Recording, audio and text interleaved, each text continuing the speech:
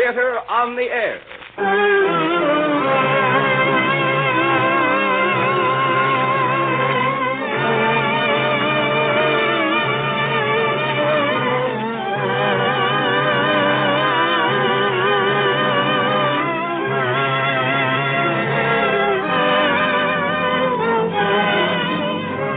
The Columbia Broadcasting System brings you the 15th program in its weekly dramatic series featuring Orson Welles and the Mercury Theatre on the Air, the brilliant producing company which has been acclaimed by critics throughout the nation for giving to radio the same new stimulus they brought to Broadway. This evening, our play is an adaptation of a modern classic, Booth Tarkington's 17, with Orson Welles in the part of William Sylvanus Baxter. But first, a word from the director of the Mercury Theatre, the writer, star, and producer of these broadcasts, Orson Welles. No man can explain the mystery and misery of being 17. That period which is almost a full stop in the involved sentence of a man's life. When every man's universe has growing pains, and every man is his own Hamlet. Booth Tarkington has left us a perspective of this sharp condition of human agony, so true and brutal and beguiling, that posterity will understand William Sylvanus Baxter long after a new and easy world has forever abolished the institution of adolescence.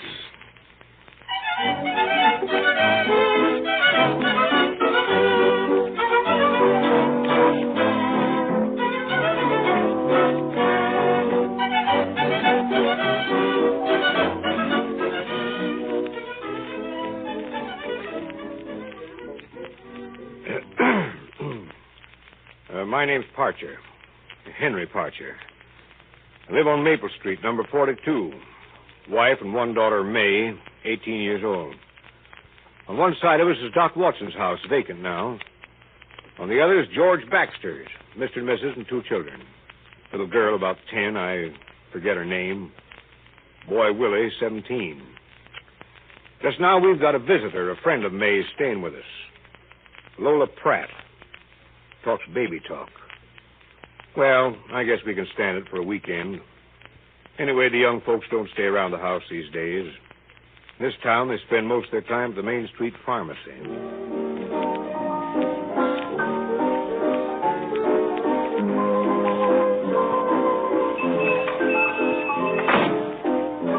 Hi, Ray. Hello, everybody. Hello, man. How's Peg? Oh, nothing new. Town's dead. Well, Mr. Baxter, what'll it be? Make it a banana split, Ray. Yours, Mr. Bullitt? Same. Wow. Boys must be flesh today. Oh, we got enough.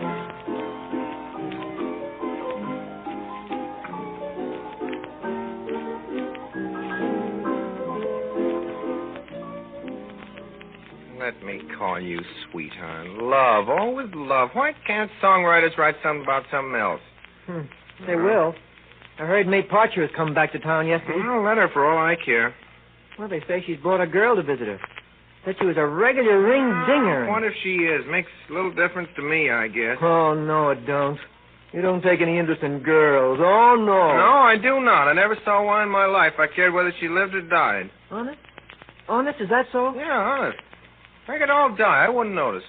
Oh, I didn't know you felt that way about it, Will. I always thought you were kind of... Well, I do feel that way about him. You can tell him so for me if you want to. Say, would you look what's walking down the street? Isn't that May Parcher? Yeah. Say, who's that with her? Carrying the parasol and the little dog. Well, that must be the girl. Isn't she a ring-dinger?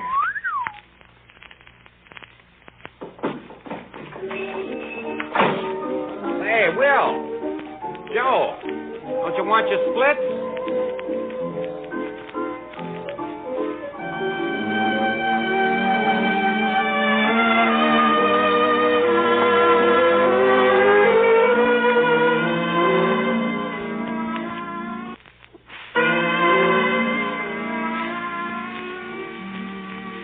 To Milady with the little dog. I do not know her name, though it would be the same where roses bloom at twilight and the lark takes his flight. So I will call her Milady. By the sands of the sea, she will always be just Milady to me. William Sylvanus Baxter, Esquire, July 14th. Willie! Ye gods. Willie, Mama wants you. Oh, go away, Jane. Willie! What do you want? Willie, Mama wants you. Wants you to go home, Genesis, bring some wash tubs home, and a tin cold boiler from the second-hand man's store. What? She wants you to hurry, and I got some bread and butter and applesauce and sugar for coming to tell you. Oh, go away, will you, Jane? Go on. Willie, open the door, please. All right, Mother. Carry wash tubs. That's a nice thing to ask me to do. Ye gods, do you think Joe Bullitt's mother would dare to... Wait, dear. I just want to explain. Explain, ye gods! Now, just a minute, Willie. What I wanted to explain was why it's necessary for you to go with Genesis. Mother, you expect me to walk through the public streets with that awful-looking old colored man? Well, Genesis isn't old, is he, Mama? Oh, he is so old. Besides, he's practically in rags, and he doesn't even wear an undershirt. Now, who on earth minds what Genesis wears or doesn't wear? Second-hand wash tubs and tin clothes boilers. That's what you want your son to carry through the public streets in broad daylight. Ye gods! Well, there isn't anybody else. Now, please don't rave so, Willie, and don't say ye gods so much. It really isn't nice. Now, I'm sure nobody will notice you. Nobody? Oh, no, nobody except the whole town. Why... When there's anything disgusting has to be done in this family, why do I always have to be the one? Mother, why can't Genesis bring the second-hand wash tubs without me? Why can't the second-hand store deliver them? The second-hand store doesn't deliver things. And Genesis says he can't possibly carry 2 tubs and a wash boiler himself. Now, I don't like to ask you, but it really isn't much. You and Genesis can just slip up there and... Just slip up there. Ye gods! Oh, really, Willie, it isn't worth your making all this fuss Oh, about. no, it's nothing. Nothing at all. And, Willie, dear, on your way downtown, you might tell the tailor to call for your father's full-dress suit. He hasn't worn it in 4 months. It's too tight for him. Needs to be altered. Ye gods, do I have to do everything in this house? Ye gods! Mama, what's the matter with Willie? Well, you see, dear, he's 17.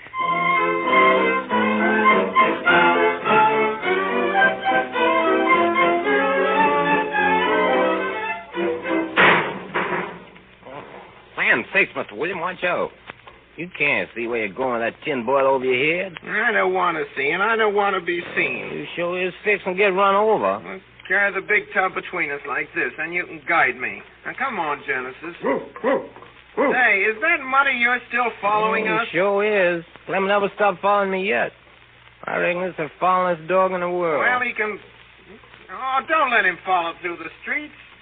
Not a moth-eating mongrel like that. It's bad enough to be seen carrying all this junk. Man, sakes, ain't nobody can tell who you are with that wash tub over your face. Genesis, make that dog scat, Ain't please. nobody to make that dog scat. I ain't had it more than 2 weeks, but I don't believe President of the United States make that dog quit following. Well, keep him as far back as you can so people won't know it's us he's following. Go on, Clem. Stay back, dog. Hey, careful, Mr. William. He's crossing the street. You tell me if anything's coming. Oh, well, road's clear. Come on. All right. Where roses bloom at twilight, and the lark takes his flight by the sands of the sea, she'll always be... What's that you reciting, Miss William? Oh, just something I made up. It sounds kind of like a poem. Maybe it is, maybe it isn't. Oh, they see the funny laundryman. See the supplement, see too. Oh, they'll hear you. Hey, what's behind this? There's 2 young ladies. One's got yellow hair and kind of pretty. Kind of funny little dog. Looks like a caterpillar. Expect Clem could eat him in one swallow. Now, the dance office must have darling nickel rotten. Now she got that little bird walking. Hurry, Genesis, hurry. Hey, what you in such a rush for? I got plenty of time. How close are they, Genesis? And ladies? About 20 feet. Mr. Williams, stop pulling on this tub. My handle's most wore through my hide. Molly, you better not let Floppet near that awful-looking dog. Little dog better not mix with old man Clem. Doggy must belong to Sonny Laundryman. stay near me, precious Floppy. Hurry up. Here, Floppy. Floppy.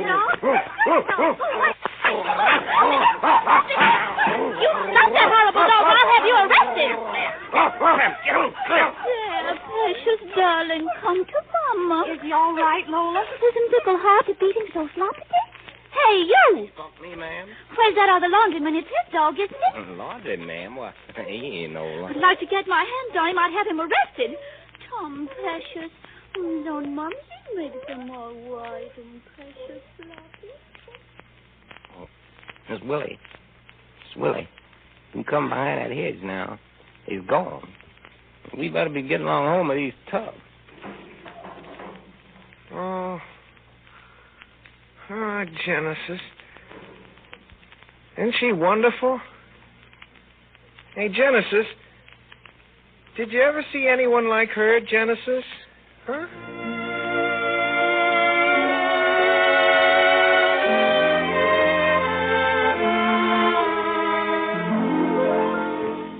Let me call you sweetheart. I'm in love with you. Let me hear you whisper that I love you. Let our love light linger in your eyes all through. Let me call you. Isn't that awful? When I said a week ago this was my house, it was a gross exaggeration. My daughter's guest, Miss Lola Pratt, now occupies the house. She and a pack of boys that follow her like flies after honey. The worst of the bunch is that Baxter boy, the one with the cracked tenor. Every night he sits on my porch in a full-dress suit. It's pretty big for him, and I'll bet it's his old man's. While I lie here on my bed, which is about all the space left me in my own house, trying to sleep, but it's no use. I used to think the katydids were the dullest insects you had to listen to on a summer night, but that was before Miss Pratt moved in on us. Willie, you don't have to be so quiet just because you're so indifferent. Oh, but I'm not indifferent, Miss Pratt. Honest, I'm not. Oh, but Josie Joe says you're indifferent. Ichabod Baxter is indifferent, isn't he, sweetest Floppet? Isn't he a mean old wicked thing, precious Floppet? Well, I suppose I am indifferent to most girls. Lola forgives him if Ichabod Baxter make imitation of Darling Floppet again. Darling Floppet, look. Oh, my soul. More. Again, Ichabod Baxter. How did he learn such marvelous imitations of Darling Floppet? He ought to go on the big stage and be a really actor. Wouldn't he, Darling Floppet? He could make millions and millions of dollars. Couldn't he, Darling Floppet? Oh, I hardly would care to adopt the stage for a career. Would you? It's my dream. It was wonderful of you to say that to me.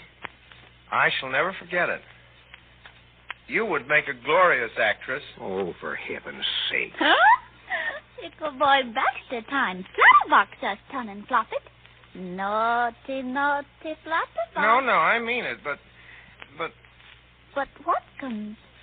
what do you think about actors and actresses making love to each other on the stage? Do you think they have to really feel it, or do they just pretend?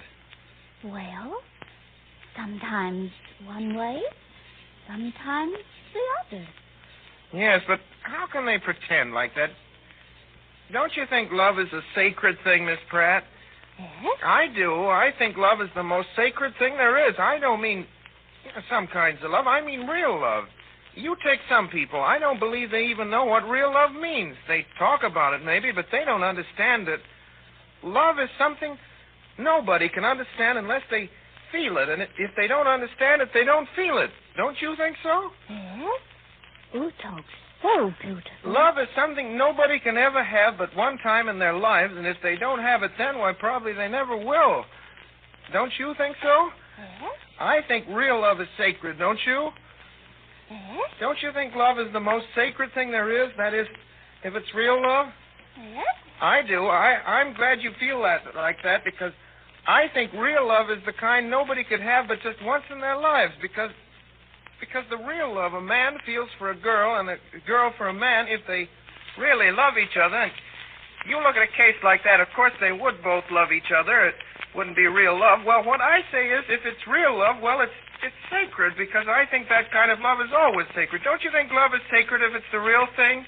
Yes, Tickle Boy Baxter. Do flop it again. Do flop it. He is Floppet.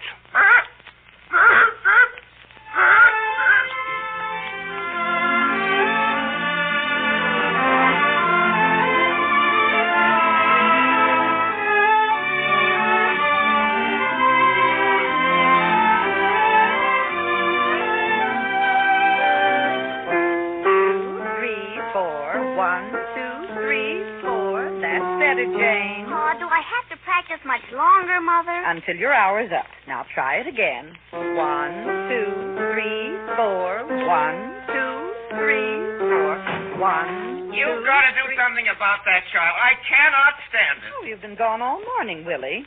I thought your father mentioned at breakfast that he expected you to put in at least 2 hours a day on your geometry. That's neither here nor there.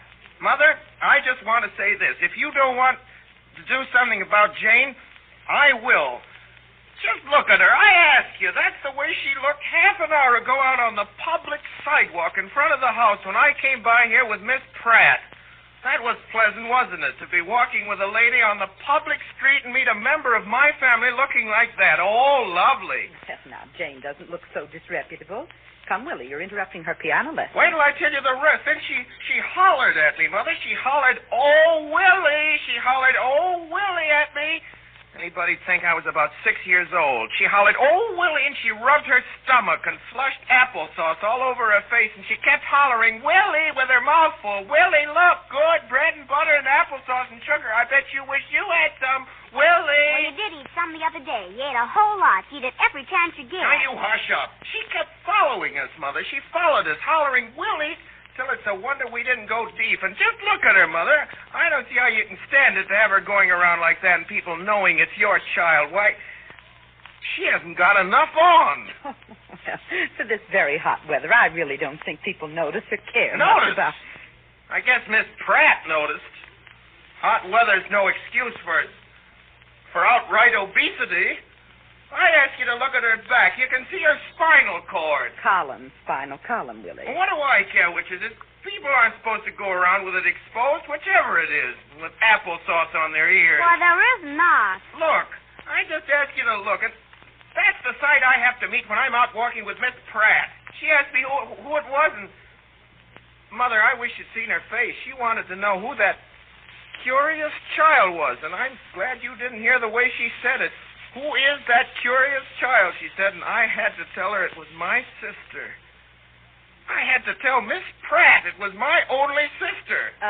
Willie, who is Miss Pratt? I don't think I've ever heard of Willie's masked on her, and she wears 4 side curls. One almost came off. She's visiting Miss May Parcher. But the Parchers are awful tired of her. They wish she'd go home, but they don't like to tell her so. Now, if you don't punish her, it's because you've lost your sense of duty. Now, wait, Willie. Jane doesn't mean to hurt your feelings. My feelings? You stand there and allow her to speak as she did of one of the noblest. One of the noblest. Oh, Jane didn't mean anything. Now, don't get so upset about things, Upset! Willie. Upset, ye gods! What made you say that? Where did you hear such things? Well, I was there. You were where, Jane? At the Parchers. Oh, I see. Yesterday afternoon, Miss Parcher had the Sunday school class for lemonade and cookies. Well, did you hear Miss Parcher No, say? I ate too many cookies, I guess, maybe. Anyways, Miss Parcher said I better lay down. Lie down. Yes'm, on the sofa in the library. And Mrs. Parcher and Mr. Parcher came in there and sat down after a while. And it was kind of dark, and they didn't hardly notice me. And Mr. Parcher said since Miss Pratt came to visit, there wasn't anywhere he could go because Willie Baxter and Johnny Watson and Joe Bullitt and Miss Pratt were always arguing something about love. It made him just sick at the stomach. And he said Willie was the worst. What? And he said he couldn't sit even in the library, but he had to hear either Willie Baxter or Joe Bullitt or somebody or other arguing about love. He said, Mama, he said he couldn't stand those... James, you mustn't say such things. Well, I didn't, Mama. Mr. Parker said it. He said you couldn't stand those... James, no matter what he said, you mustn't repeat. But I'm not. I only said Mr. Parker said he couldn't stand those... But, Mama, how can I tell you what he said? Hush. You must never, never use such a terrible and wicked word. I won't, Mama. Oh, I know I'll say word instead. Won't that be all right? I suppose so. Well, Mr. Parker said he couldn't stand those word boys. That sounds all right, doesn't it, Mama? I suppose so. Well, they kind of talked along. Mr. Parker said when he was young, he wasn't any such a word fool as these young word fools were. He said in all his born days, Willie Baxter was the wordest fool he ever saw. That was very unjust and very wrong of Mr. Parcher. Mrs. Parcher said he oughtn't to say word, Mama. She said, hush, hush to him, Mama. He talked like this, Mama. He said, I'll be worded if I stand it. And he kept getting crosser and crosser, and he said, word, word, word. There, that will do, Jane. We'll go on with your practicing. Now try that exercise again. 1, 2, 3, 4. 1, 2, 3, 4. 1.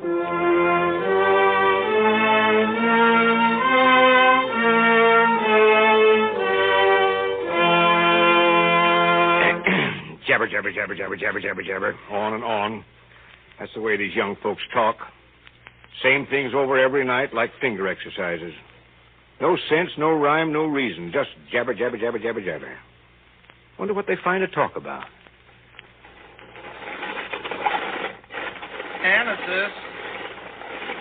Genesis, I want to ask you something. What's that, Mr. Willie? Seems like this ice cream ain't never gonna freeze. Genesis, how old were you when you were married? Well, sir, I had 3 children when I was 20. I had 2 when I was 18. You did? Go away, Jane. Genesis, how old were you when you had the first one? I was just your age, Miss William. Yes, sir, I was 17. Well, Genesis, what became of the one that was born when you were 17? Well, Miss Willis, I never did know. Was it a boy or a girl? It seemed like it must have been a boy, Miss Jane. Well, did it die? Well, I think it must be dead by now. A good many of them dead. What I know is dead. Yes, I reckon so. Genesis, how old were you when you were married? Me? Well, that depends. I recollect I was married once in Louisville. Well, I heard of people getting married even younger than you were. Yeah, you take India, for instance. Why, they get married in India when they're 12 and even 7 and 8 years old. Oh, they do not. The mothers and fathers wouldn't let them, and they wouldn't want to anyway. I suppose you've been to India and know all about it. Well, the matter of that, there was a young couple got married in Pennsylvania the other day. The girl was only 15 and the man was 16. It was in the papers, and their parents consented and said it was a good thing. And there was a case in Fall River, Massachusetts, where the young man, 18 years old, married a woman 41 years old. It was in the papers, too. And I heard of another case somewhere in Iowa. A boy began shaving when he was 13 and shaved every day for 4 years. Now he's got a full beard, and he's going to get married this year because he's 18 years old. And Joe Bullett's got a cousin in Iowa that knows about this case. He knows the girl this fellow with the beard's going to marry, and he says he expects it'll turn out the best thing could have happened. And right here in our own county, there were 11 couples married in the last 6 months under 21 years of age. My goodness, how you collect all them facts, Miss Willie? Land name. What puzzles me is how you remember them after you didn't collect them. If it was me now, I couldn't collect them in the first place, and even if I could, it wouldn't be no good to me because I couldn't recollect them. Well, it isn't so hard if you kind of get the hang of it, Genesis. I always did have a pretty good memory. Oh, Mama says you're the most forgetful boy she ever heard of. Says you can't remember anything 2 minutes. Oh, you hush. Genesis, do you remember when you were married? Genesis? Genesis, how'd you feel about it? I mean, were you sort of shaky, for instance? As if you were taking an important step in life? Let me see, I felt mighty shaky once, I recollect. That time a man started shooting at me from behind a snake fence. Shooting at you, Mr. Genesis? What'd you do that for? Nothing. Nothing in the wide world. Bound to shoot at somebody, and they pick on me because I was the handiest. Well, ice cream, all fresh. Think I better throw it in the kitchen. He must have been 16 When, Willie? when he was married. Things you don't understand. You run in the house. Go on, Jane. Go on.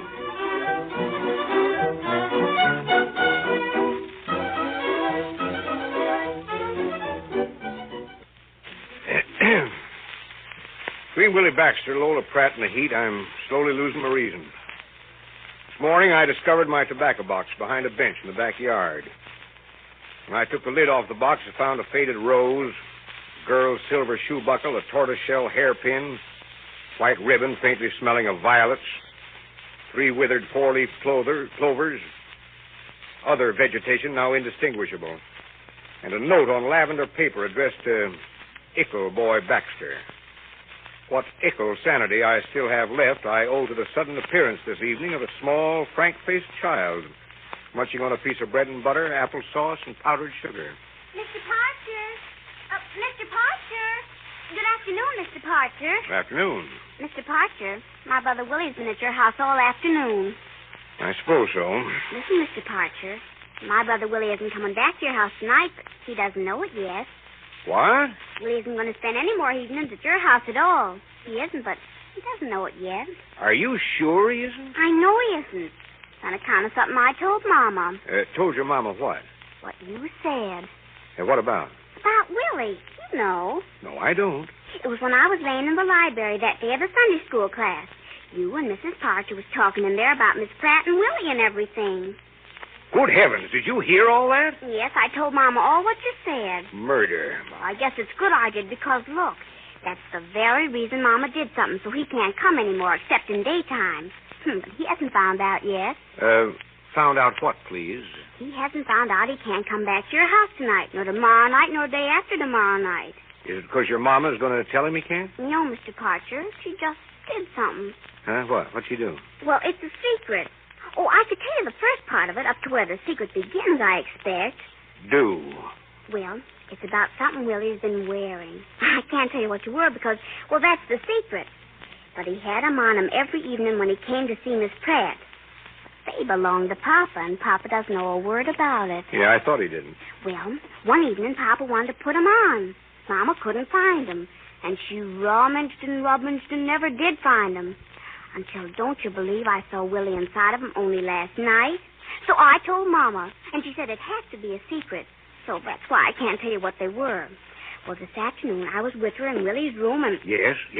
So there she found them under Willie's window seat, all folded up. You found what? Well, I told you it's a secret. Oh. So she wrapped the secret up, and we took it to a tailor. And she told him to make it bigger, because then it'll fit Pop again, Mr. Patcher. She said he must let the secret way out.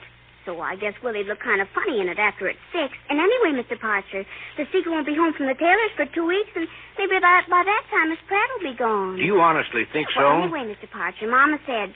Well, she said she's sure Willie wouldn't come here in the evening anymore. When you're home, Mr. Parcher, after you've been wearing the secret every night this way, you wouldn't like to come and not have the secret on. I suppose that's what you meant when you said he wasn't coming back, but didn't know it yet. Oh, yes, Mr. Parcher. I know your last name, of course, but I'm afraid I've forgotten your other one. Well, it's Jane. Jane. Jane, I should like to do something for you. Oh, that's all right, Mr. Parcher. Well, I guess I'm from home now. Well, goodbye, Mr. Parcher. Goodbye, Jane. I'm afraid little Jane has her first beau. A gentleman is going to send her a 5-pound box of candy, and that gentleman's name is Henry Parcher.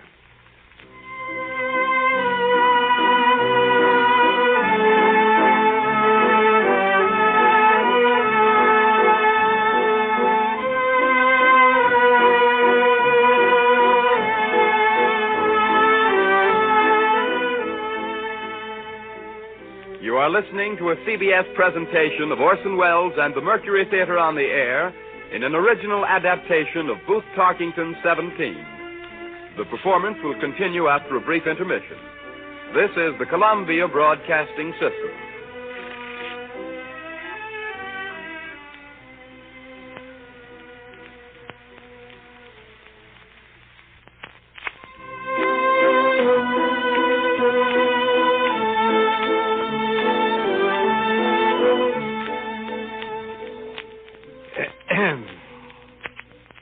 we've got still a new boarder at the Parcher house. Beside Lola Pratt and her usual string, there's Joe Bullett's cousin George from out of town. George has an excellent appetite. He's going out today with a crowd on a picnic. Well, we'll have one meal in peace.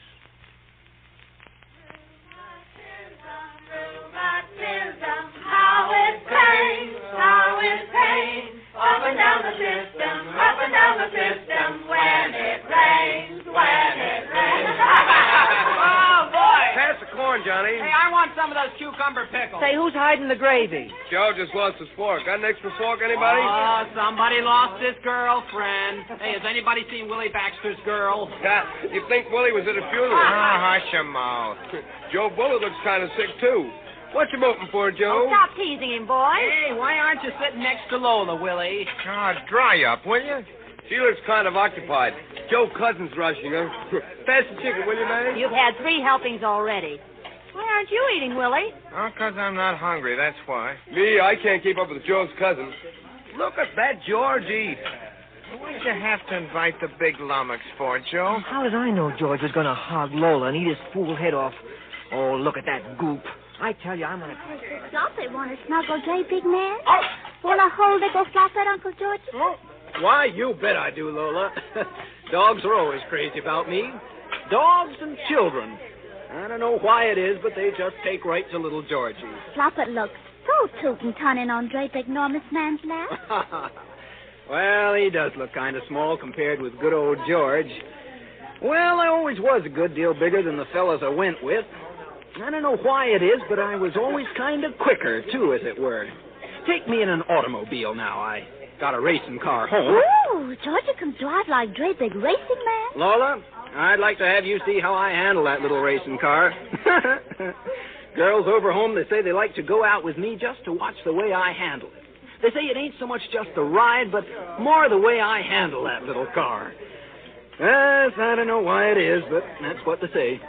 Oh, pass me more potatoes, Lola. Ooh, Echo Floppet, watch Uncle Georgia can beat enormous dinner. Why, you haven't seen the start. Hey, here, don't take out that pie. I'll finish the platter. Oh, look, precious Floppet. And Dre Big George eats 3 pieces of pie. And 2 Georgicums. Well, I only wish I had something to top it off with, like champagne or ice cream.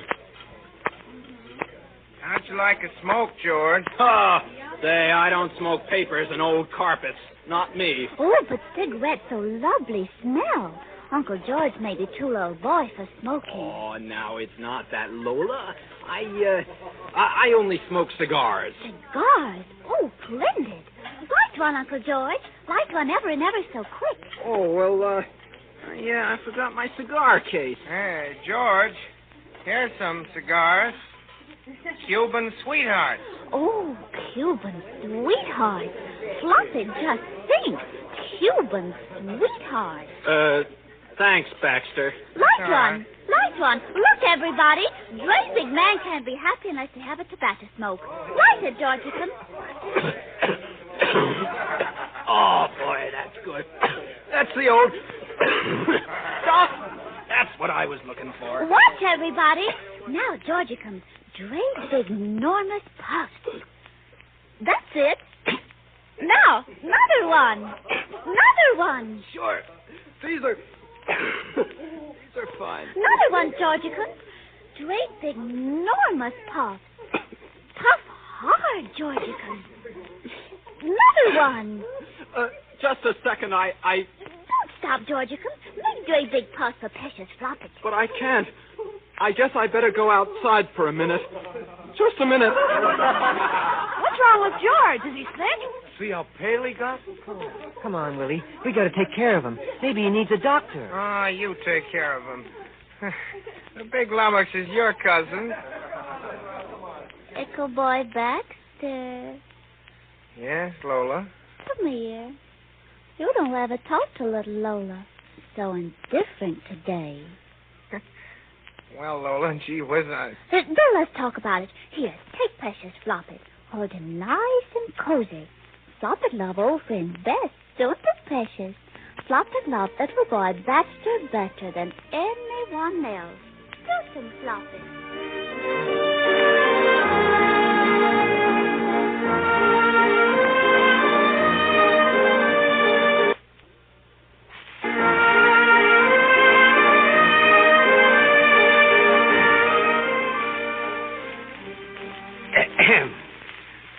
guess the happy day's in sight. Saturday night, we're giving a farewell party at the Parcher household for Lola Pratt, our weekend guest, who stayed for the summer. Never has a party meant so much to me as this one. Farewell party, farewell Lola, farewell silly boys, mixed quartets, farewell Willie Baxter, farewell party. Father. Yes, Willie? Dear me, Willie, you do look pale. You better rest up for the party Saturday. Father. Father. I suppose you got Miss Pratt safely home from church. She might have been carried off by footpads if you three boys hadn't been along to take care of her, huh? Father, I have come to... What on earth's the matter with you? Father, I have come to place before you something I think it's your duty as my father to undertake, and I have thought over this step before laying it before you. My soul. At my age, there's some things that ought to be done and some things that ought not to be done. If you ask me what I thought ought to be done, there's only one answer. When anybody as old as I am has to go out among other young men his own age that already got one, like anyway half of them have, who I go with, and their fathers have already taken such a step because they felt it was the only right thing to do, because at my age and the young men I go with's age, it is the only right thing to do, because that is something nobody could deny. At my age, I have thought over this step because there comes a time to every young man when they must lay a step before their father before something happens that they would be sorry for. I have thought this undertaking over, and I am certain it would be your honest duty... My soul. I thought I knew you pretty well, but you talk like a stranger to me. Now, what's all this? What do you want? A dress suit. A dress suit? Well, I'm glad you're talking about something, because I honestly thought it must be too much sun. Father, I got to have one. Got to? At your age, I thought I was lucky if I had any suit that was fit to be seen in. You're too young, Willie. I don't want you to get anything like that on such stuff on your mind, and if I have my way, you won't have a dress suit for 4 years more, anyhow. Father, I got to have one. I got to have one right away. I don't ask you to have it made or to go to expensive tailors, but there's plenty of good ready-made ones that only cost about $40. They're advertised in the paper. Father, wouldn't you spend just $40? I'll pay it back when I'm in business. I'll work. Not the money, son. It's the principle that I'm standing for, and I don't intend... Father, won't you do it? No, I will not. Oh, ye gods! Poor boy. He won't feel like going to the party in his everyday clothes. Poor boy, nothing. Think of his coming out here and starting a regular debating society declamation before his mother and father. I guess he can wear the kind of clothes most of the other boys wear. What's the world getting to be like? 17 years old and throws a fit because he can't have a dress suit.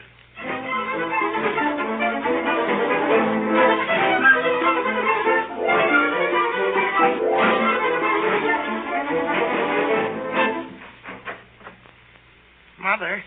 My, Willie, dear, you look worn out. What's the matter?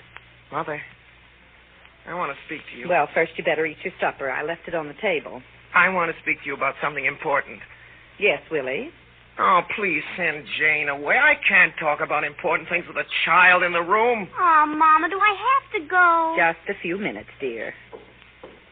Mother. Mother, I want to ask you please to lend me $3.60. What for, Willie? Mother, I just asked you to lend me $3.60. But what for? Mother, I don't feel I can discuss it any. I simply ask you, will you lend me $3.60? I don't think I could, Willie, but certainly I should want to know what for. Mother, I am going on 18 years of age, and when I ask for a small sum of money like $3.60, I think I might be trusted to know how to use it for my own good without having to answer questions like a child. And after all... I don't think I ought to, dear, and I'm sure your father wouldn't wish me to unless you tell me what you want it for. You won't do it. Well, you see, dear, I'm afraid the reason you don't tell me is because you know that I wouldn't give it to you if I knew what you wanted it for. Now, sit down and eat your supper. You mustn't be late to the party. What?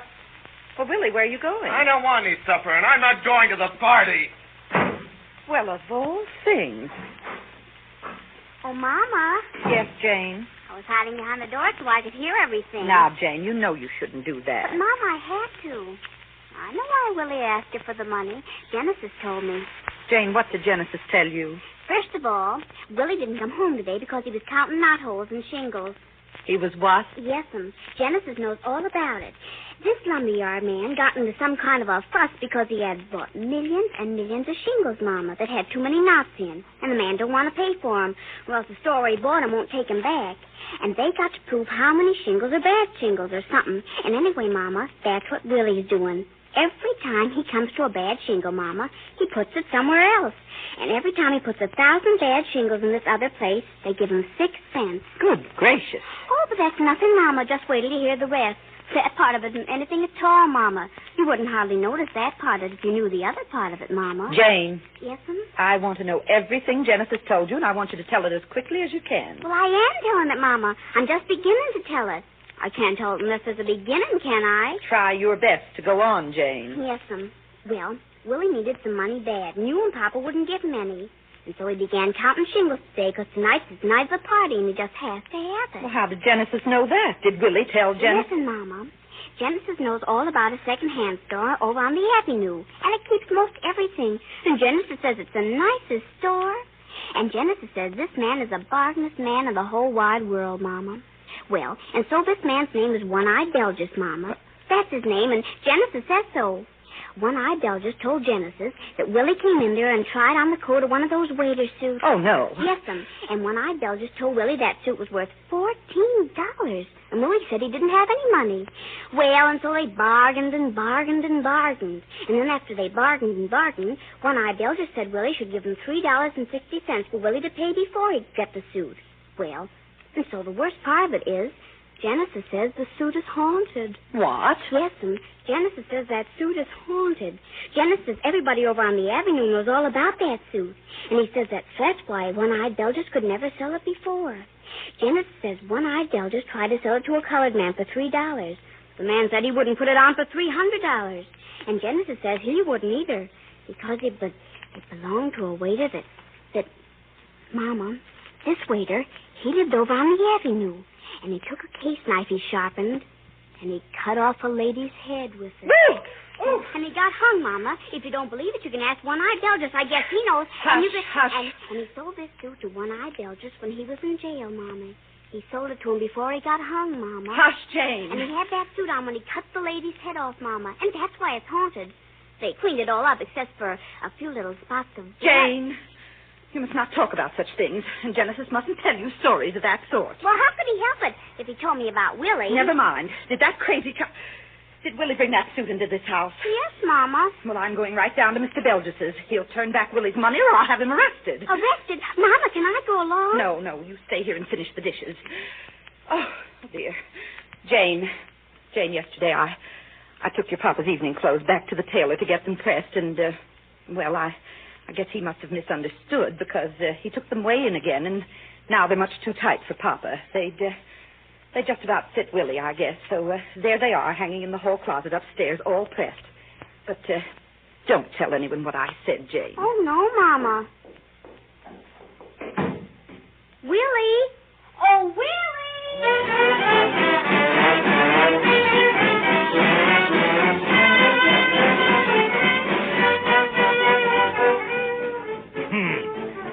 Magic lanterns, music, summer night, farewell party, farewell summer, farewell Lola Pratt, farewell Lola Pratt.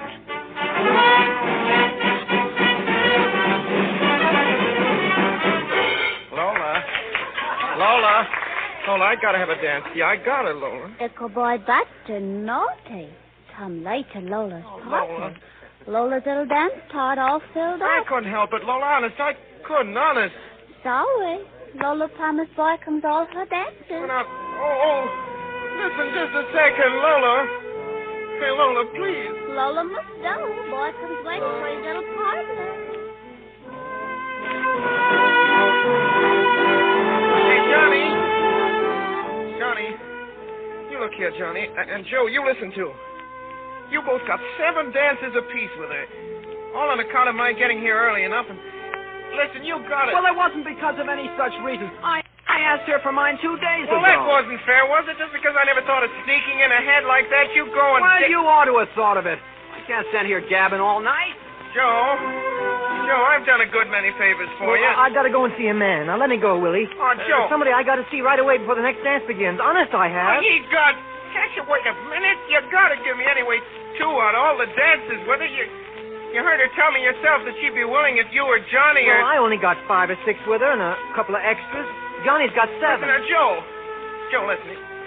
If I'd got 6 regular and 2 extras with Miss Pratt last night and you got here late and it wasn't your fault, I couldn't help being late, could I? It wasn't my fault I was late, I guess, was it? Well, if I was in your place, I wouldn't act the way you and Johnny do. Not in 1,000 years I wouldn't. I'd say, you want a couple of my dances with Miss Pratt, old man? Why, certainly. Yes, you would. Oh, now, look here, Joe. Don't you realize this is the very last night of Miss Pratt's going to be in this town? Well, you bet I do. Joe, you and I have been friends ever since you and I were boys. Well, when I look back, I expect I've done more favors for you than for anyone else, Bill, there's other girls here you can get dances with. There's 1 or 2 of them sitting around the yard. Oh. You can have a bully time, even if you did come late. Joe, you got to give me anyway 1. Look, sitting yonder over under that tree all by herself. That's a visiting girl named Miss Boat. Oh, Miss... She's a little fat, but, well, I bet she's a good dancer. May Parcher says so. She was trying to get me to dance with her myself, but I couldn't, or I wouldn't, or I would have. Now, look, hey. I gotta go, Bill. I got to. Now, wait just a minute. I gotta go. I got to... Hey! Oh, no, hey!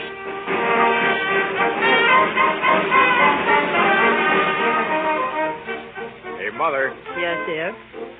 Look at that Baxter boy. Must have got hold of his father's dress suit again. Now, how do you know it's his father? That's a secret between Miss Jane Baxter and myself. Say, that boy's face has more genuine idiocy in it than I've seen around here yet. And I've been seeing some miracles in that line this summer. He's looking at Lola Pratt. Yeah, that's the trouble with him. Why doesn't he quit looking at her? I think probably he feels badly because she's dancing with one of the other boys. Of course, he ought to be dancing with somebody. There are 1 or 2 more girls here than boys. He's the only boy not dancing. I believe I'll...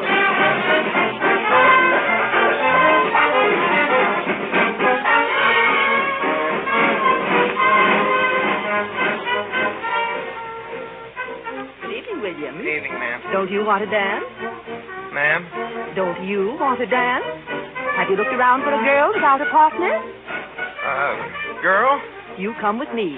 I'll fix you up. But, ma'am, Miss Folk, this is Mr. Baxter. He and you both came late, dear, and he hasn't any dances and gays either. So run and dance and have a nice time together. Well, Miss Folk.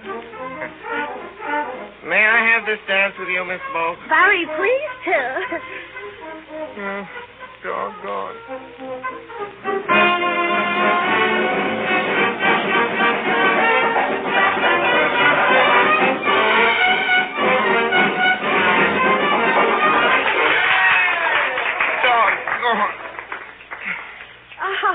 Oh, you mustn't be discouraged with yourself, Mr. Baxter. Yeah. You know, I've met lots of men that had trouble to get started and turned out to be right good dancers after all.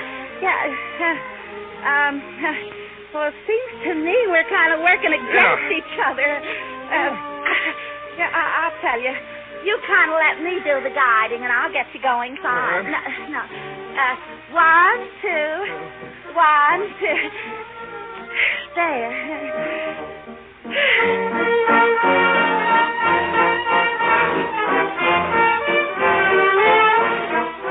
Oh, I just love dancing, don't you, Mr. Baxter? What?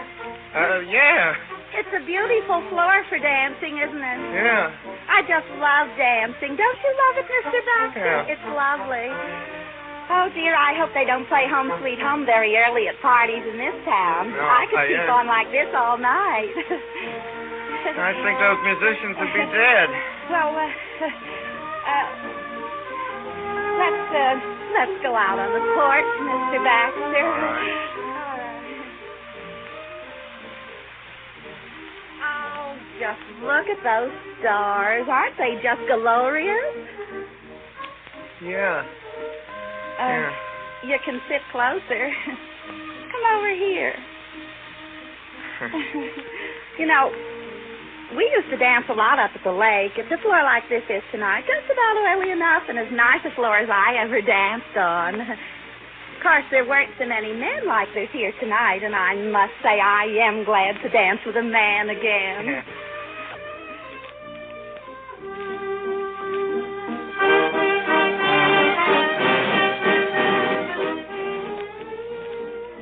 My, what a shindig, Mother.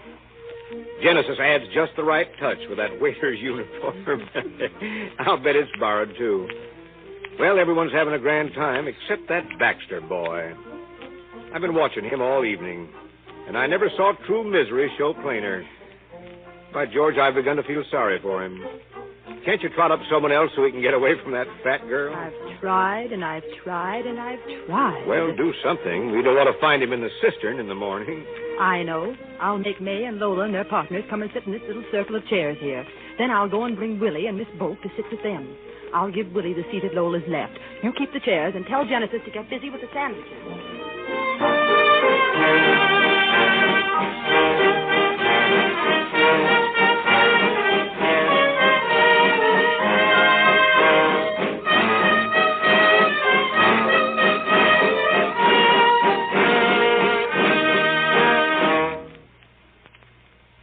Naughty Ickle Boy Baxter.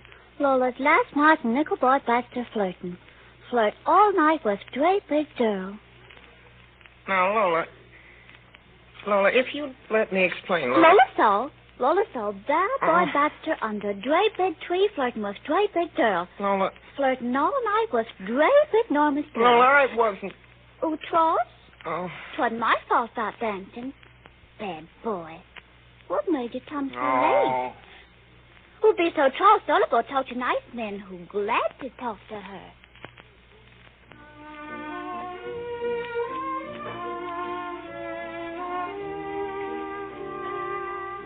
Lola. Oh, Lola. Naughty boy Baxter Troll. I dance with Josie Wosie. Come on, Josie.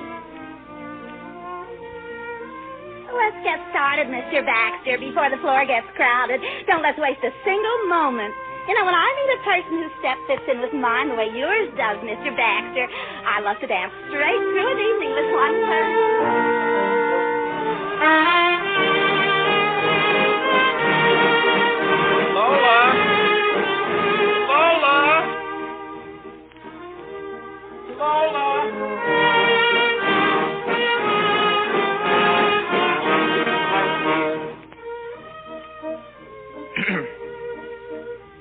Dear Lola, dearest Lola, just after you left, I went up to my room and began writing this poem to you. Lola, I want you to keep it with you always. The sunset light fades into night, but ne'er will I forget the smile that haunts me yet. What? Her name's Rennie Kirkton. She just moved to Mr. Watson's house next door. Oh, what do I care? Let me alone. Jane, who's that? It's Willie. Is he your papa? No, it's Willie. Rennie, let's play follow the leader. You do everything I do. Come on, you run after me. The smile that haunts me still, whate'er my name and station, whilst receiving my education, though far away you seem, I will see thee in my dream. Ranny, stick your stomach out like this. Now walk with it all out of joint. I'm walking. Look, my stomach. Jane. What? Stop that putting your stomach out in front of you like that. It's disgraceful. Why doesn't he like it, Jane? Oh, I don't know. He doesn't like much of anything. Come on, stick out your stomach again. I will see thee in a dream. Signed, William Baxter. Darling, when you read this poem, you'll really understand me. And remember, I shall be your Ickle Boy Baxter, always and always, just for you. That is your father in the window, isn't it, Jane? No, I told you 5 times it's my brother Willie. That's kind of crazy. That's because he's in love with Miss Pratt. She just went home after Mr. Parker pretty near died. She stayed so long. I'll see to you. Hold on, Reddy. He's coming after us. Run. I won't run, not for him. I'll stay right here. You get out of here, hear me? You get out of here. I won't. You can't force me. You're only Willie. Why, you ugly, sooty-faced, pig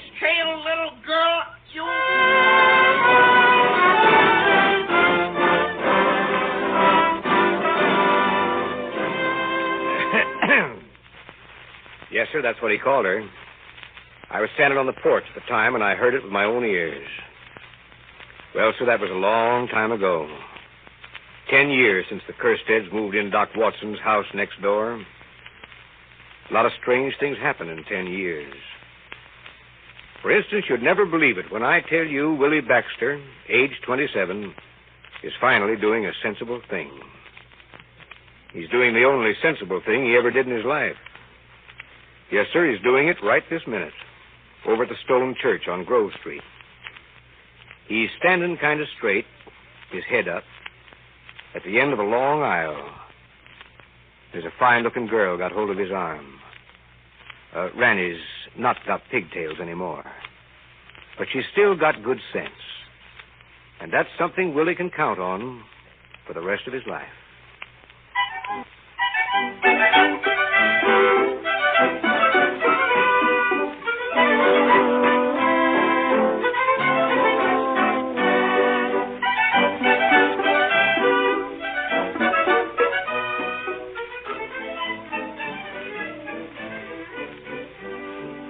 Ladies and gentlemen, you've been listening to 17. Not the celebrated stage play, but the Mercury Theatre's own adaptation of the Booth Tarkington story. Tonight, the cast included Ray Collins as Mr. Parcher. Ray Collins, one of the Mercury's unstarred stars, and Mary Wicks, another, as Mrs. Parcher. Joseph Cotton as Genesis. Betty Gard as Mrs. Baxter. Ruth Ford as the baby talk girl. Marilyn Erskine as Jane. Elliot Reed as Cousin George. And Patty Chapman as Ranny. William Sylvanus Baxter was probably all too recognizable. And finally, because the Mercury is often inclined that way and sometimes can't help it, and chiefly because he was kind enough to be party to this moment of good old-fashioned theater sentiment, Joe Bullitt,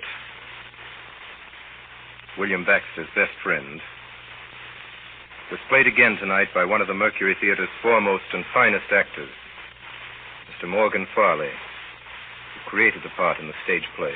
Next week, inevitably, and because it's about time, Mr. Jules Verne's immortal romance about the man who kept his word, who watched the clock and lived up to it. Phineas Fogg, Passepartout, the beautiful Indian princess, and 1,000 other highly recognizable characters who I'm sure you've already identified with Around the World in 80 Days. Good night.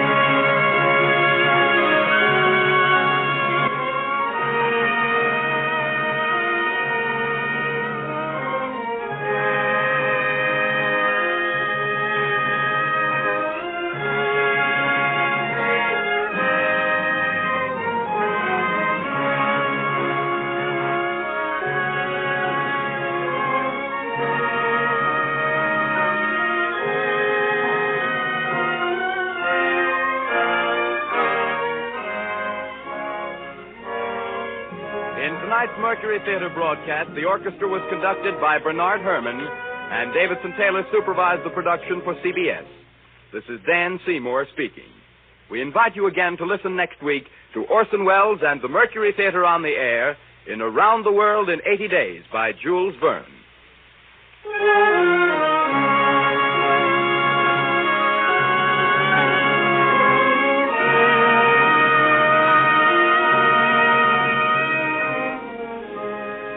This is the Columbia Broadcasting System.